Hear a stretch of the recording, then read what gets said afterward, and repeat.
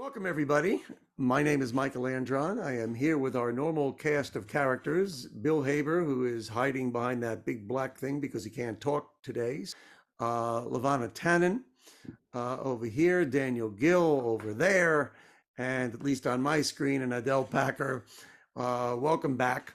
And we're glad you're all here. We are welcome to the meeting tent. And we are in a continuing discussion of Stan Tenen's research and work for many years with the Meru Foundation. And we have been spending the last 8 or 9 sessions studying the Aleph Bet as he proceeded. But before we get into that, I would like to say something that kind of relates specifically to today. A lot of Stan's work in this area began with his revelation in looking at the text of the letters of the first line of Genesis, which has 28 letters. And 28 number value, kaf and chet, are add up to the word, that is 28 becomes the word koach, which means power. So first of all, it's a testimony to the power of Ted's work that we're here discussing this. Something that many of you who are listening have been part of way longer than I. And the most important prayer that is said when one is celebrating a yahrzeit, a passing of someone, on the 1-year anniversary of that, is the Kaddish. There are many different versions of Kaddish. The interesting thing is there's nothing in the word Kaddish in the whole thing, in the prayer, that talks about death. It's actually talking about life. And the most important line that you have to say is Yehei Shmei Rabbam Avarach Le'olam L'Meo Maya, which has 28 letters. Another focus on that. And I bring this up because this is the 1-year yahrzeit just the other day of Stan's passing, or as my teacher used to call it, his graduation to the next. And so we particularly, not that we don't always, but particularly today, dedicate our discussion to Stan. And it's traditional to say that it should be an aliyah to his soul, an elevation of his soul to an even higher plane. I'm sure he was, on one small part of him, was more than happy to escape all the mishigas that we have down here on planet Earth and move on to where he could have some really good discussions with some really heavy-duty, righteous people, tzaddikim up in the Garden of Eden. Speaking of tzaddikim, our main letter today is going to be 2 out of 3 of the letters are Tzadi and final Tzadi, and some say Tzadik and final Tzadik. And there's a whole, as there is with everything, a whole Kabbalistic reason. Does it have the kuf? Does it not have the kuf? And so on. So we're here. That's the beginning. Bill, if you'll put up the 3-tiered Aleph Bet. There are 22 letters in the Aleph Bet, and there are 5 final letters, and so it's a total of 27. And what Stan did was kind of going from base 10 to base 3. We have gone through all of these. We've gone through Aleph, Yud, and Kuf, and so on. So when we divide them up, these last 5 are final letters. So normally we think of Aleph and Tuf as the first and the last. But really there's a relationship between these letters and the final Tzadi of today. So today we're on the 3rd line here. It's moving around right over here. And so we're going to start with Stan's discussion of the Tet, the Tzadi, and the final Tzadi. So let's watch.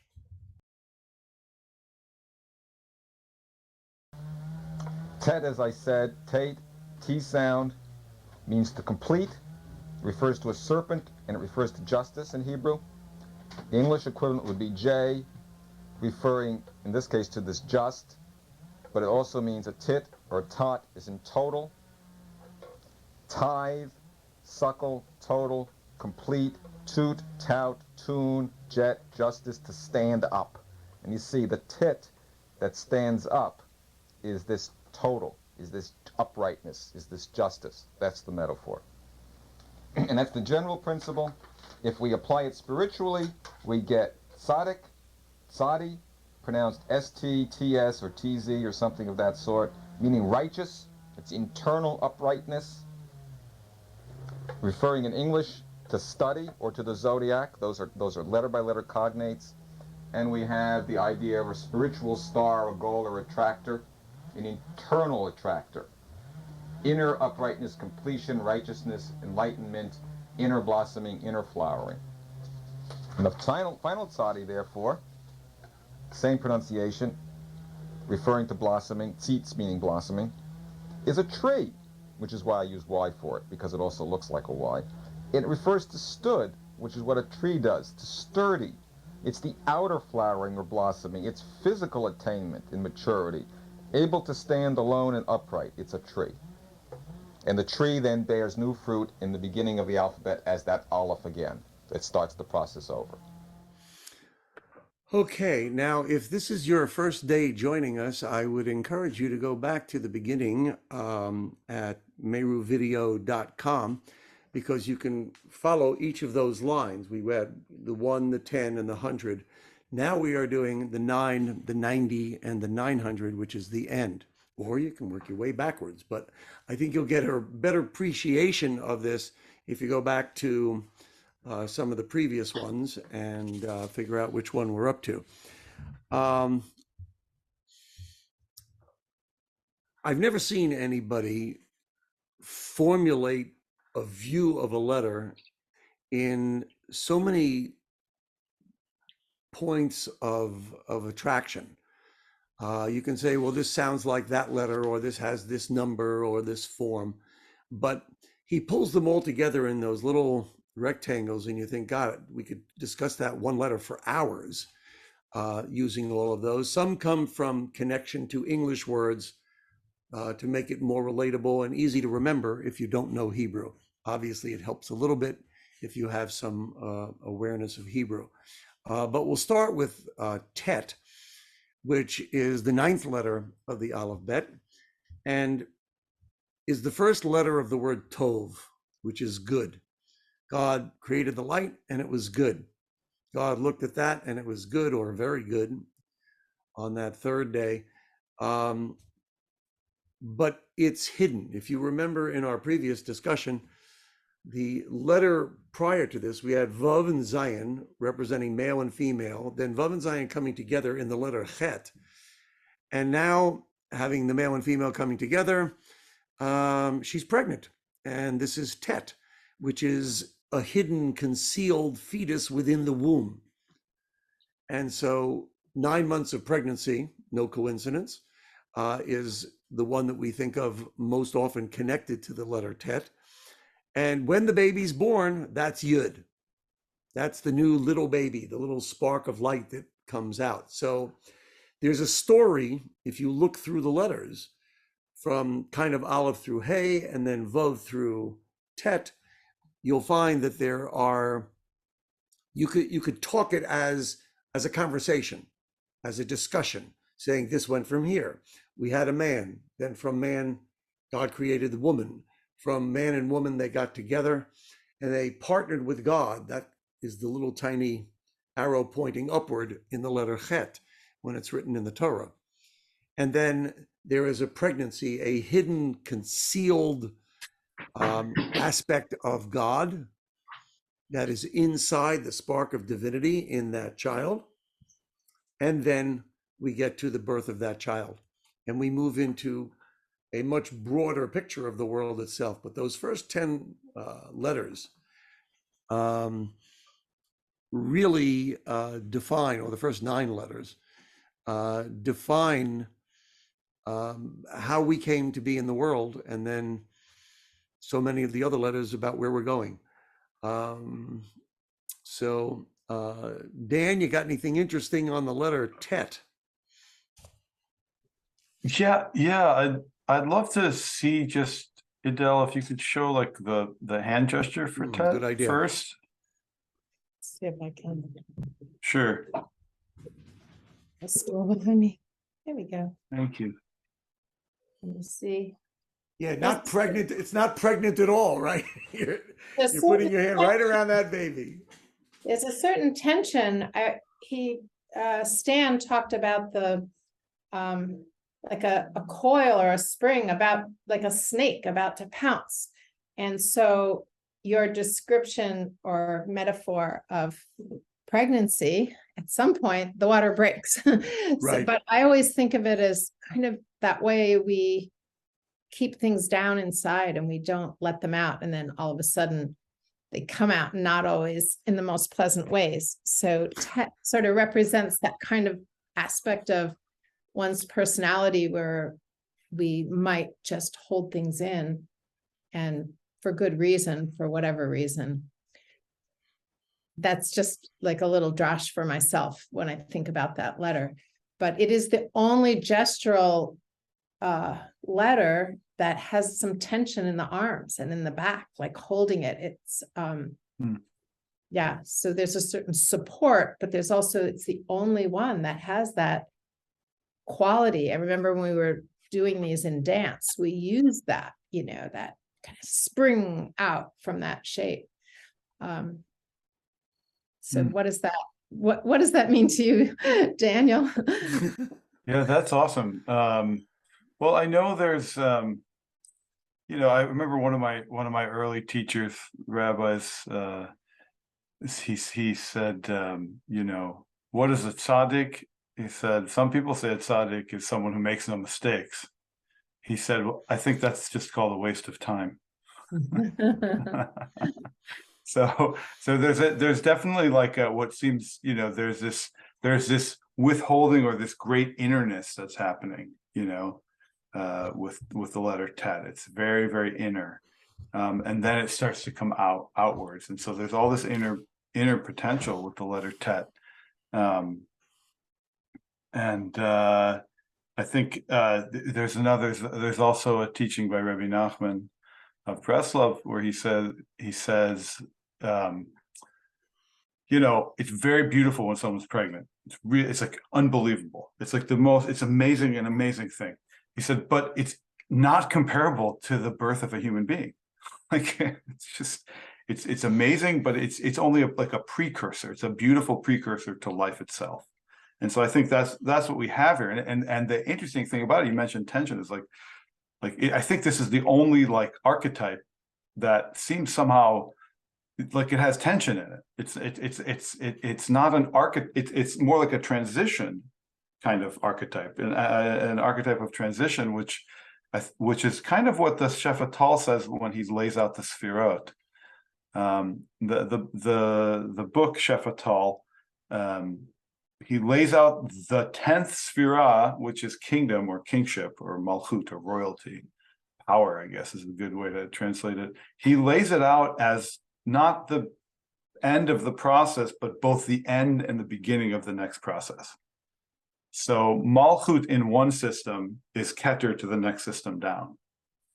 So so Tet is kind of, it's in between, it's tense, and I think you find, if you've been around tzaddikim, people who really have some sort of inborn holy energy in any regard, in any religion, someone who really has some sort of deep thing going on, they are intense. They're like, it's uncomfortable a little bit to be around, because they're kind of, even the sweetest amongst them kind of challenge you just by their very being. So I would say it's because they're always in transition. A tzaddik is always moving towards the next thing, the next bit of learning, the next mitzvah, the next good deed, the next helping another person. They just finished one thing and then another person calls them and they're giving them advice, and then they finish that and then someone else needs something, and they're constantly going. So that's intense to be around, because then you kind of think to yourself, well, I just kind of want a vacation and maybe some money or something, and they want much more than that. So yeah. Yeah, I agree with you about, the intensity of the energy. Even if it's just quiet, sweet, loving energy, it's so deep that a lot of us just aren't prepared to hold that much for you know, I mean, we have only a limited capacity, and hopefully, as we all grow old and grow older, our capacity grows along with it. I mean, that's something. I just want to add one little thing. The word that Stanley always used to use very consistently as the functional meaning, the quick one syllable word functional meaning for tet, is bind, as in bound, you know. And he did a whole page at one point on the word tal. I mean, if you, Daniel just mentioned the shefatel, which is like the flow or abundance of dew. That's the literal translation that's most often used. And so Stanley was thinking of, well, what is tal? Well, okay, tet is bind, and lamed, in the way he distilled it down, is learning. So if shefatal is the flow of life energy that flows through our whole universe, then tal is a drop of bound learning. That, Wow. you know, and I always like that metaphor. It's a really easy one to visualize and think about. Wow, that's amazing. It's I really think if we, beautiful. Don't you think also of just Huh. when you're studying your focus, you know, it's so bound, you know, right to that page, and trying so that it could be a different kind of bound, you know, like Yeah. Yeah, it could be like a mission Connected. almost, you know? connected to learning. Yeah, Mhm. sorry. Yeah. No, along with the word bound, I think the word concealed also is tied in with it. It's considered something that is concealed. It's like a horseshoe, but pointing upward. You know, there's a custom, the people who are into the horseshoe thing, they either hang it downward as if that all that stuff that was concealed is now pouring down into their house. So it sort of blesses the house. Whereas here it's sort of kept up. And that's what a tet looks like. It looks like a, you know, what's there's a description one of these gives, which is a vessel with an inverted rim. And that's kind of what it looks like. And if you look at the letter just by itself, this is the way that it's written in the Torah. And that could be a kaf, the curved part, and a vav. Kaf and vav are 26. Tov, when you reduce it to its gematria, is 17, which is the four-letter name of God, as is 26, but reduced, where a yud is not a 10, but a 1. What's my point? The point is God is good. And just like in English, God and good are the same word, except there's 2 O's as opposed to 1 O when we write it out. So too, the very shape of this letter is sort of a hidden concealment until the birth of the yud. And so naturally it's pulsing. I mean, God's intention was to create the world, and it's pulsing and it's bound, but it's ready to burst. So his tension to that really fits in quite beautifully in the letter. Yeah, it's kind of like, I mean, I think in a certain way, you know, we certainly have free choice in the world, but we also have a part of us that's bound. We have kind of, I think in mythology, it's sometimes like destiny or whatever people want to use to, it doesn't necessarily mean everyone is, you know, a superhero, but it means that everyone has like a specific mission. I think, I feel like souls have a specific mission, or maybe some don't, but I think some really do. And I think it's like, you know, that's the story of Job, you know, Eov, you know, like you know, you can run to the ends of the earth. You can't get out of you're bound to your mission, period. You know, so we are, I think all of us a bit bound in this world, you know. And it always remains a mystery. No matter how much of that you feel you're getting to, it's still concealed. Interesting. You know? You're like, I got it. I now know how to pray. I read the prayer and I got it. No, you don't. You haven't begun to get it. You know the words, but now let's look deeper and deeper and deeper, like an onion, where you're peeling off layers. Yeah, well, I mean, and that makes sense in terms of what the Shefatal writes. Yeah. that, you know, when you get to the end, you're at the beginning. Mhm. Yeah. Yep. Okay, any other observations on Tet, or we'll move to our Tzadi? Uh-huh. Move Bill to our has something to tzaddik. say. In chat, Bill has Oh, something. Bill, during creation, God always said, it is good. Yeah, not great, not awesome, good. This is what we should strive for in life. Hmm. That at least and to say good, it means it has a spark of God. And You the know, good is it's, spelled with a tet. yeah. Yeah. Yeah, no, that's the Tov Yeah.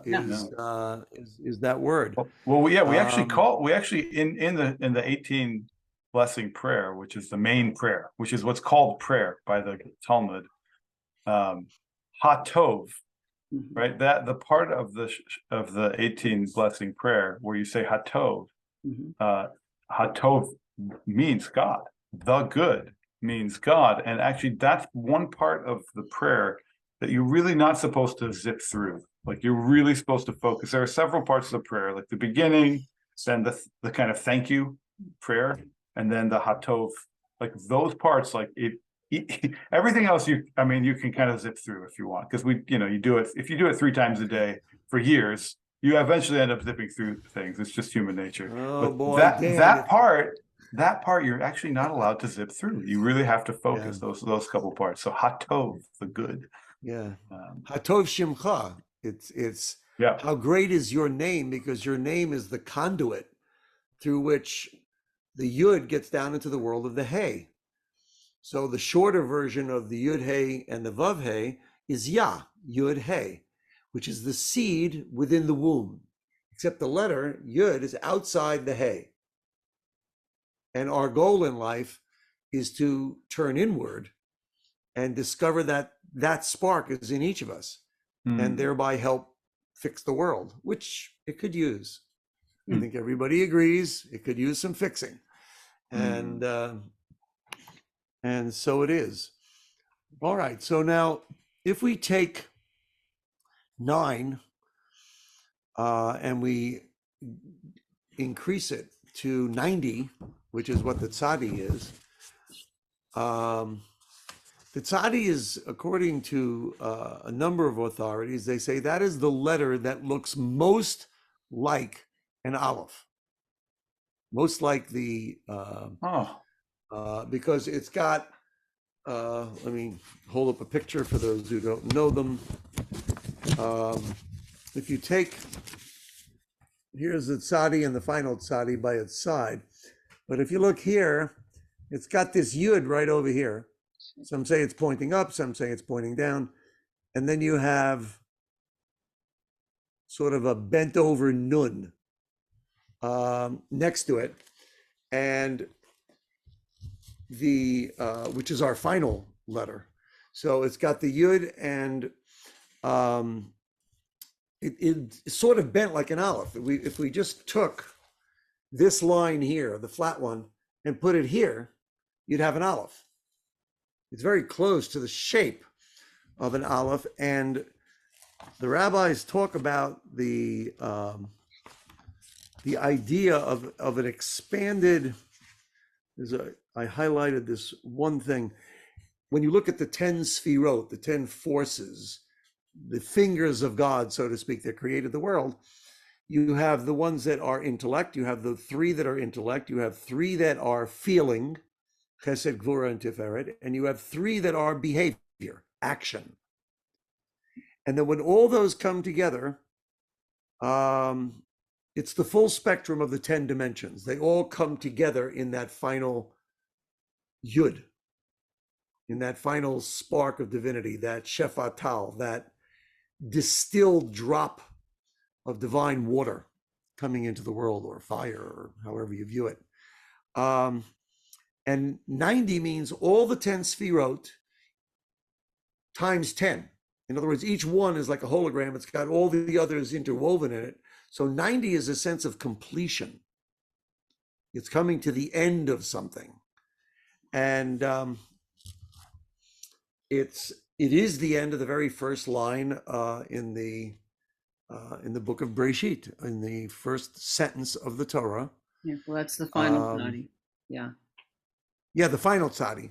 yeah. Um, It's important in this system to really, for what the perspective that we're dealing with, to actually make a distinction between the letters in the middle of a word and the letters, the final. right. That's why you have a final.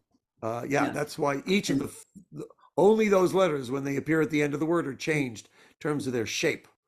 Um, and and Adele, and you're and the and in what we're dealing shape. with in terms of their meaning as well.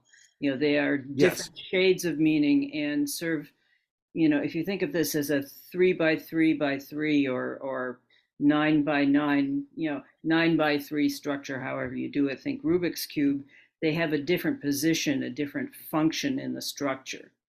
Okay. You know, and so I know that that's something that was an issue for us at the very beginning of the research because Stanley always saw these things geometrically first, Right. which meant that, you know, dealing with 3 layers of 9, what that was how he became acquainted with the alphabet and the letters in relationship with each other.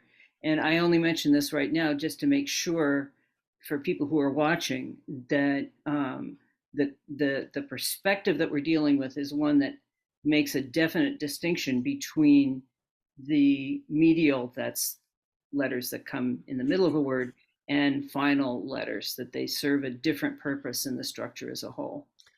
We have a rare video, which we can put up now. Tzadi, righteousness. Tzadi is apparent when you pull your hands up and tip them back like this. And I can see the tzadi wound around my thumb and my right hand. Now, I think this is sort of the clean hands gesture or something like that, where you're showing the backs of your hands are clean, you're holding them up. It's a kind of purification holding form. And I think I can show you that tzadi. This is the Rashi Nachmanides tzadi right over here. And if you cut it off at about this point, you'll see it quite nice version of one. Just look on your letter charts. Okay. As he said it, all I thought of was the expression that tzaddik holds up the world, supports the world, and so the holding of the hands up is you know a tzaddik in prayer, you know, a righteous man who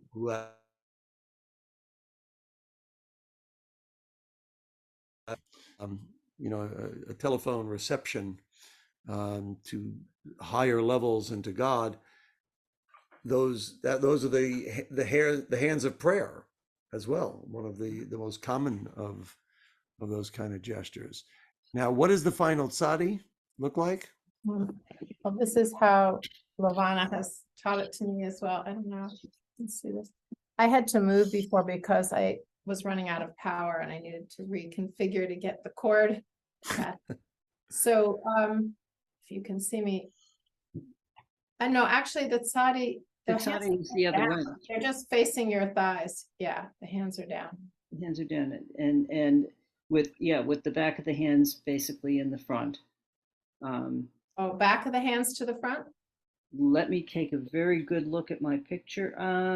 As I No, always actually, you're right. You're right. It's Thumbs to facing the the thigh. You're correct. arms to You're the correct. thigh. It really, it's so simple. It's just pure presence. You're just standing, Mhm. you know? Like when you turn it forward for the final puff, like Mhm. that's an affected move. You have to make that move. Mhm. But this one, you're just there. I always thought of it as being rooted, Yeah. you know, and if you think of it at the end of the word haaretz, which, you know, if you're gesturing or attempting to gesture the first verse of Bereshis, you have all of these things going on, and then the very last letter, you're rooted, and that's kind of how I always felt about it. But if you look at these three letters, which are joined vertically in the way he looks at it, you're starting with a tet, where if you just hold up the hand model, Mhm. it looks like a letter tet, no matter where you put it. I mean, there's no, it's just there. The way one writes a tet, if you just look at it, and then you're imagining, okay, I'm tuning into the birth of something amazing. I'm reaching my hands upward and I'm bringing it down into the world. And that's what the letter Tzadi does, because the final Tzadi takes that flat line and says, no, bring it straight down. It's a progression of the hidden fetus coming into the revealed world. And it says it in the Torah that, man is the tree of the field, that the tree was the model for humanity in creation. So the idea that we're getting to that point and then pulling it downward and just let it flow, which is that final letter. It just let it flow. There's if you've watched, I've had the honor to be around many Jewish masters, and when there's a prayer, you wash your hands in the Jewish tradition before you eat, but it has to be from a cup, from a vessel. And it goes back to, I guess, ancient Jewish practice within the temple in Jerusalem, where the priests and would wash their hands, and it's all interesting, very fascinating thing. But I've watched these masters, when they say on the raising of the hands or on the taking of the hands, they all do the gesture for like here, Tzadi. They all do that, and they raise the right hand just a bit higher than the left, to emphasize. Do they have a reason? What's the reason? Yeah, to emphasize the concept of love, which it has to do with the right hand. Chesed. That many of the Jewish practices emphasize the right side, and many of them, and it's just an interesting realization that that's the gesture for tzaddik or tzadi. Is this kind of raising of the hands or showing the hands. I guess it could be almost like a gesture of like openness, like I'm open to everything I am, for good or bad. I'm not hiding anything. I'm not, my inside is like my outside, so to speak, yeah. Actually, when I said that before about tet, that it looks like that, you're going from here to here to there. Oh, cool. There's just that whole birth revelation kind of thing. And it's, if you let your hands hang, we kind of think, okay, we're done with all these fancy things that we're doing, and now our hands are just hanging, but they're anything but that. They're, when you're doing a chemical reaction thing, the distillation, the final drop that comes into the world, is the most important part. Not all the things that were used for catalysts before, but it's there. Yeah.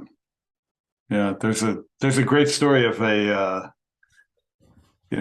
it's almost like a gesture of like, please, like you're kind of desperate in a way, There's a great story. There was once a chassid. It's kind of a funny story.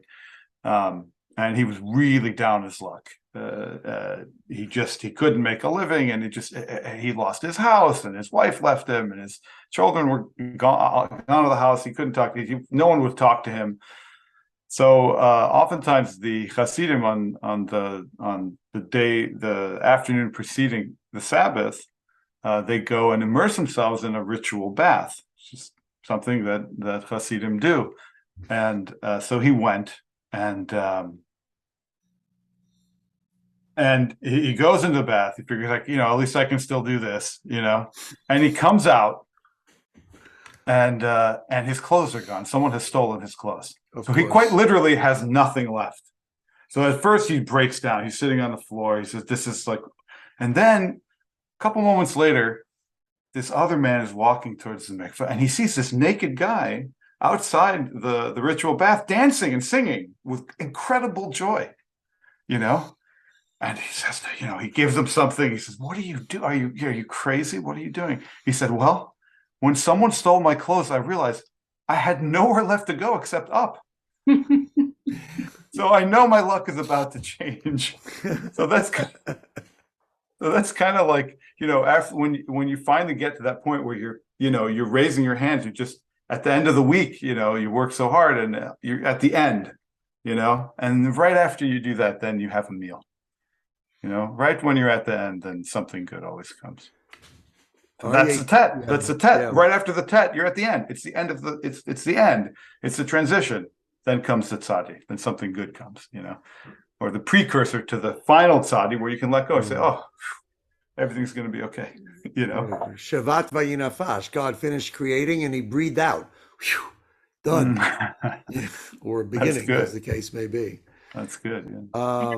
I had a thought, Michael, about the it's kind of an aside, but it's about the hand gestures as well.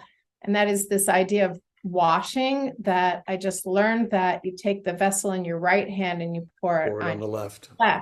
And that also is symbolic of the power of chesed, that you want chesed to dominate and be the leader of the gesture. And then I was just thinking of all the gestures that were slightly overlapping, like nun, the right arm is in front, or vav, the right hand is in front. And I'm trying to think if there's other ones that were, Samach, the right arm is on top. And I just always just noted that as something that Stan had requested, but now I'm just getting this little aha, that the beauty of the symbolism, whether you're left-handed or right-handed, doesn't matter. Just the concept that chesed would be have the upper hand. So to yeah. That's amazing. Didn't Stan also talk about the bait and the tzaddik forming an aleph? Yeah. Yes. Yeah. The final tzaddik. In the final tzaddik. Yeah. Yeah. This concept that the snake that eats its tail, the round, that round symbol. Yeah. Which is a samech. The bet. I'm using a pencil to point, which doesn't work. Okay, so the bet is the first letter of Bereshis bara Elokim, et hashamayim v'et haaretz, is the bet, and the last letter is shamayim va'aretz, which is the final tzadi. But this is more than just the word aretz.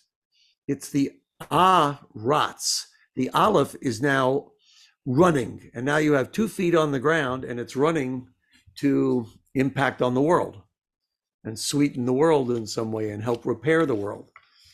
So there's almost everything's connected. Everything is a story, and we need to go into it. The Aryeh Kaplan describes this beautifully, how the 10 fingers, when the priests do the priestly blessing, and they use, who knew that they knew Star Trek, but that is obviously where Leonard, if you haven't heard the story, that's where Leonard Nimoy got it, was the way that they held their hands this way. And the hands, 10 fingers, 10 sphirot, 10 divine energies that are intelligent energies, and they're in stasis like this. But when you open the hands, and he defines this very clearly, he says it's for the hands of prayer,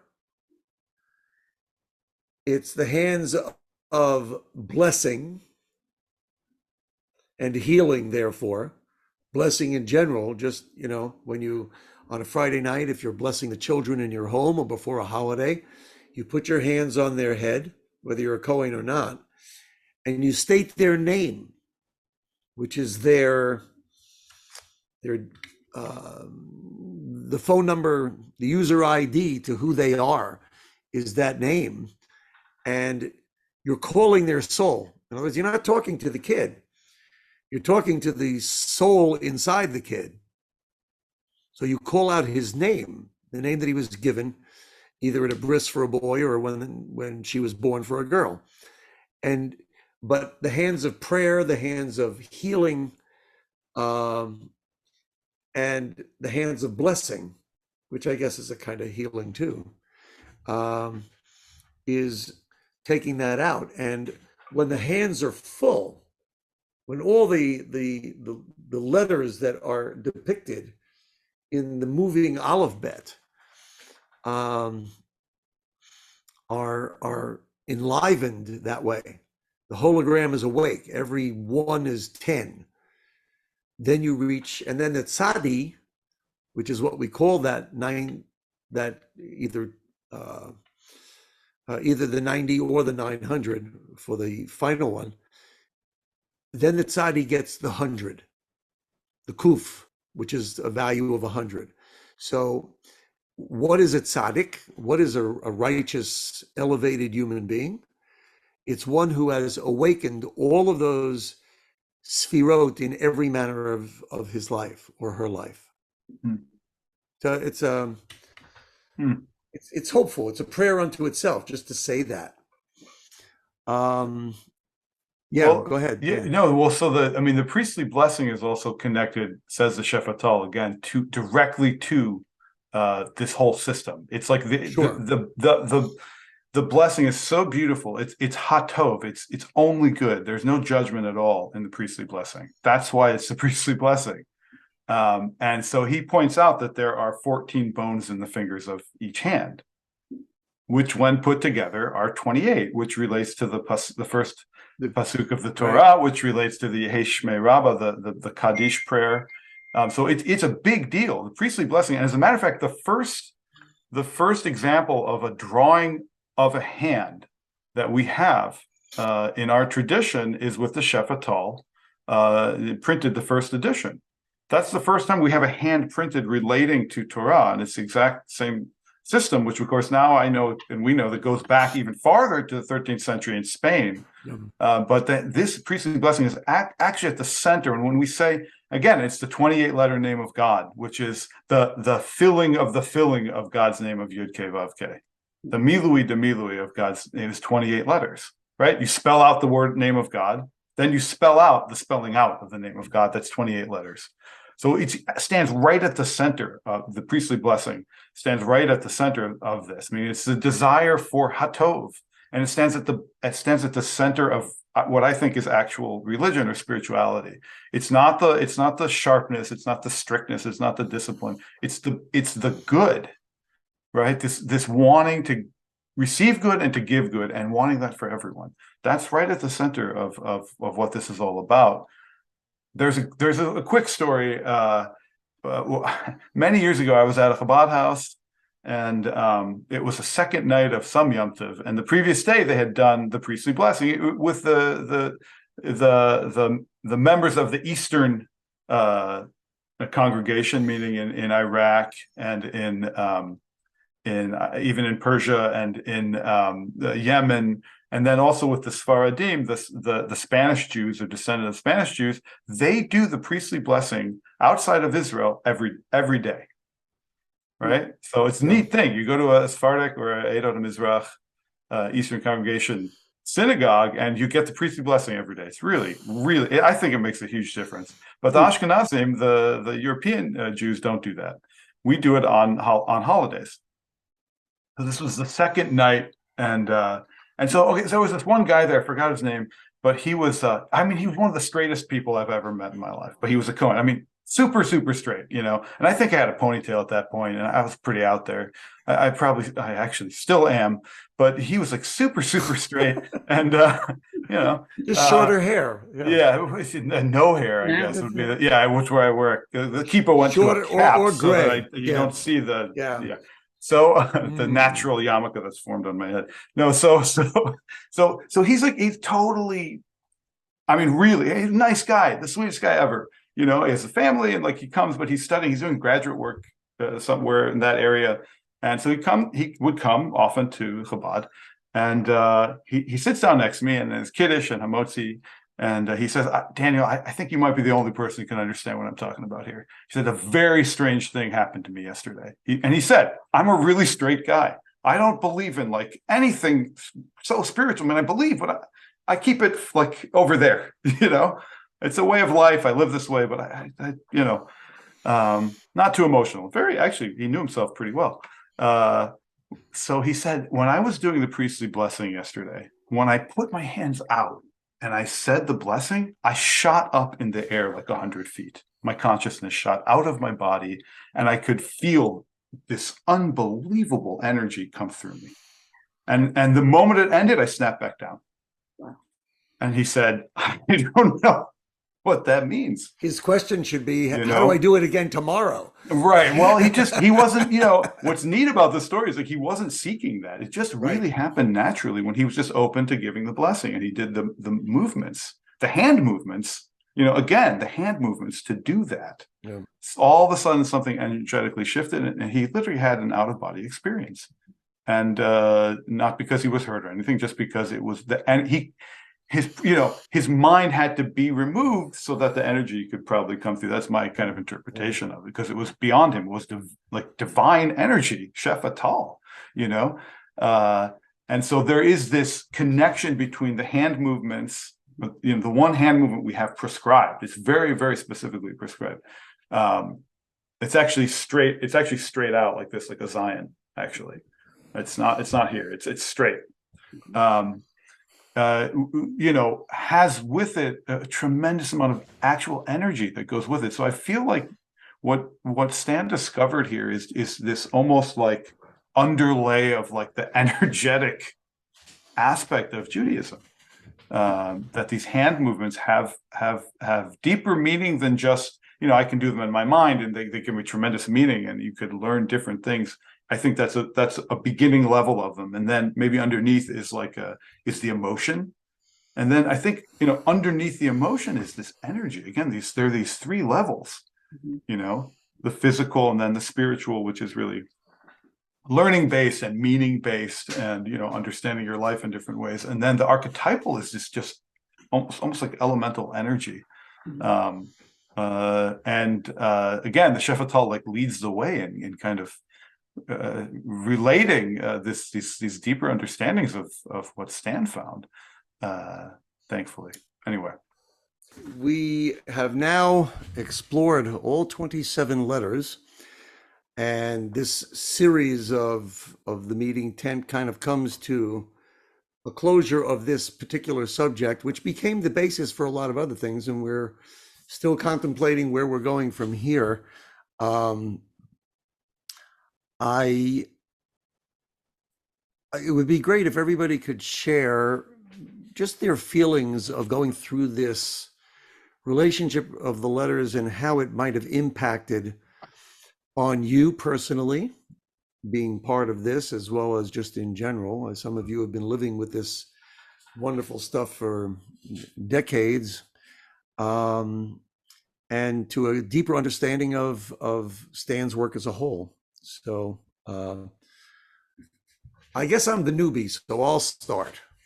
And I don't know if you're planning to crank out or croak out something, Bill, when we get to you. But I got to the book and then reached out to Stan a little over a year ago. Sadly, leaving not too much time to become one of his last very devoted students. And going through this way is different than reading it. You read it and you say, oh, I see what he's got. He's got the Rubik's Cube thing, and now open it up and let's look at it.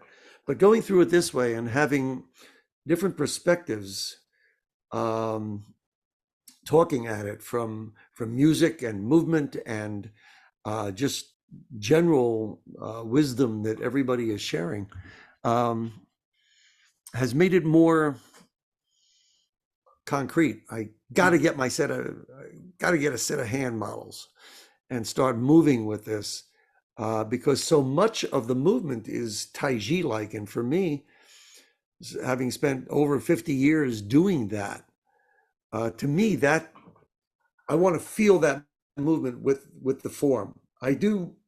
So much of what I'm doing anyway is the form. I just don't know what letters it is, and I'm getting there.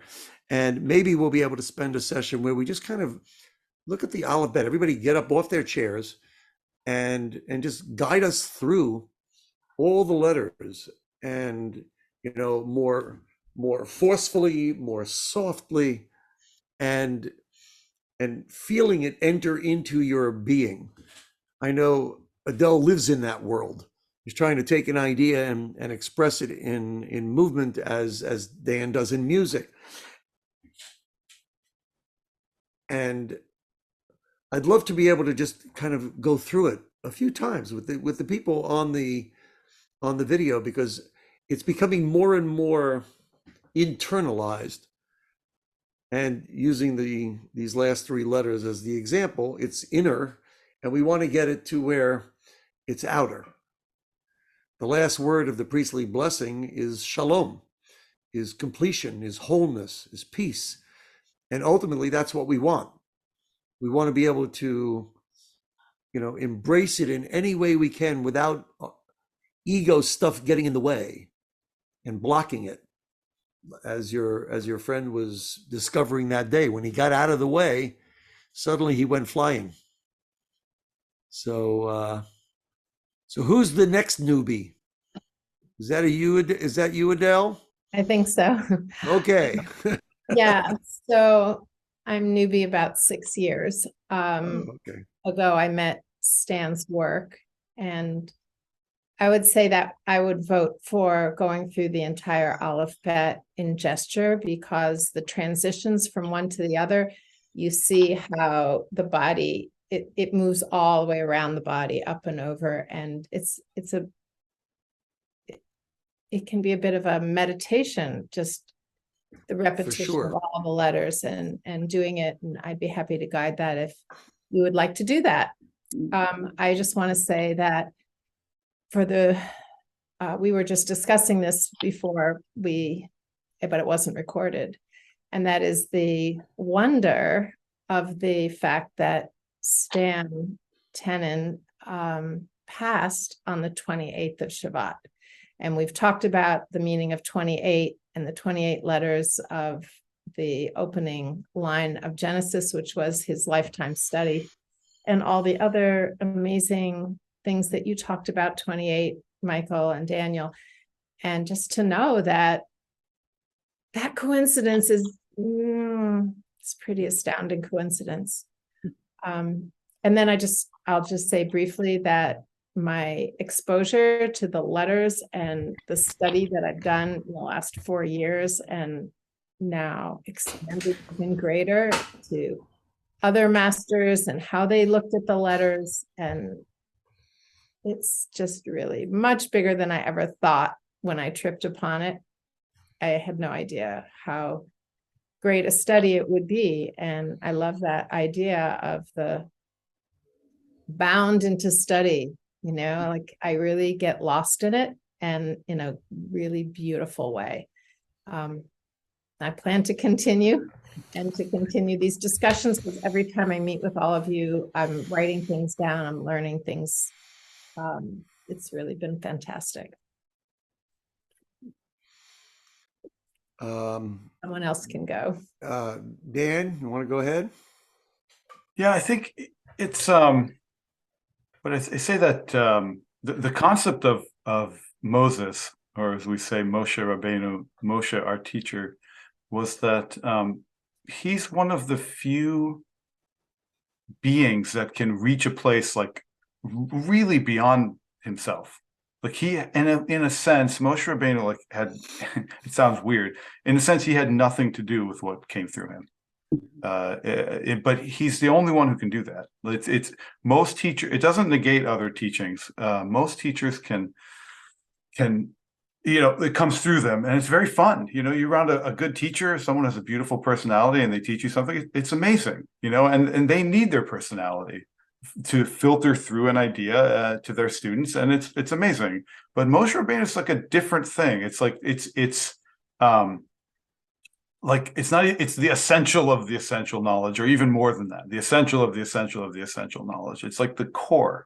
And I think that Stan was on that level with this material. It has nothing, I happen to love him dearly, he's a good friend, but it has nothing to do with, we vibed, but as people, but it has nothing to do with that. He was able to tap into something entirely without his ego. And I think that's a hard thing for most people to deal with. And what we're left with now is this incredible key to knowledge or information or data or whatever it is. Like I can't emphasize enough what a gift this is, like to humanity and to learning. I mean, my learning of everything, quite simply, like just went like from like this to completely open based on even just a cursory understanding of the material of Meru. It is the key for knowledge. It's just it's unbelievable. Like it just changes how you, all of a sudden you start to see the basis for knowledge and the basis for learning on this super essential uh, uh, place, or from this super essential place, and it opens up and connects everything. So it's not like, well, this rabbi said this, or this teacher said that, or this guru said that, and then Stan says this, and like it's not on that level. Now that Stan is gone from this world, I can say it like this is like the essential kernel of knowledge. Quite simply, this will open up all other knowledge. And I think we can just we can really say that. I can honestly say that right now. And if you look at Rashi's interpretation, Rashi's Rabbi Shlomo Yitzchaki, Shlomo the son of Isaac, Solomon the son of Isaac, who was a great commentator, the foremost commentator on the Torah. If you look at what he says in the first on Genesis 1:1, he says, "Koach ma'asav higid la'amo, latet lahem nachalat goyim." The power of his action, he gave over or told to his nation, right, to give them the inheritance of all the nations. So it's not lost on me that Rashi was also referencing the concept of the 28 of the koach of the 20 of the priestly blessing, and of this deep kernel of inner knowledge. I think is actually finally revealed with what Stan found. I'm Sure. sure. It's if we were going in backwards order of who knew it, but that's fine. Yeah, you can end up okay. Well, first I want to say that it has been a wonderful journey for me so far to deeply explore this work that I lived immersed in for decades, and actually hear what other serious and deep and creative people get out of it and continue to get out of it. I mean, it gives me the blessing of hearing perspectives from the outside, as opposed to, I mean, it's part of me, it's sort of like, the fish can't see the water. And that's been my position, for decades. On the subject of learning and the alphabet, as Stanley explored it and continued to explore it, one of my favorite things that used to happen, that we used to do, is basically to just either go through sources, or go through Torah, or take particular words that just happen to strike his fancy at the moment, and pull them apart and reconstruct them. And as I've told other people here, I have a collection of thousands of 3x5 index cards where he was exploring all of these connections and expansions. And some of those expansions are based on the letters. Some of those expansions are based on graphics expressing the letters. I mean, it's a very rich thing. And hopefully, at some point, we can find and create a way of accessing them in a way that people can understand all the various different types of metaphor that he used. For me, I think I do tend to think of the letters in terms of the structure that they create. But mostly, I think for me, as I said at the very beginning of what I was saying, that being able to participate in this exploration with others, new fish, fish coming out of the water, visiting fish, I don't know, um, that has really opened my eyes to how this work can blossom and grow, even without my husband's physical presence.